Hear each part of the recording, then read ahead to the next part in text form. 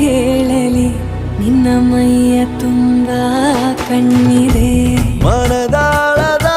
ರಸಮಂಜರಿ ರಂಗೇರಿ ನಿನ್ನ ಕಾದಿದೆ ಬಿಸು ಮಾತಿನ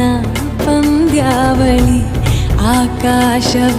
ಆಕಾಶವಾಣಿಯಾಗಿದೆ ಸಂಜೆಯ ಕೆನ್ನೆಯ ಮೇಲೆ ಬಂದು ನಾಟಿದೆ ನಾಚಿಕೆ ಮುಳ್ಳು ಮನದ ಮಗು ಹಠ ಮಾಡಿದೆ ಮಾಡುವ ಕೊಂಗ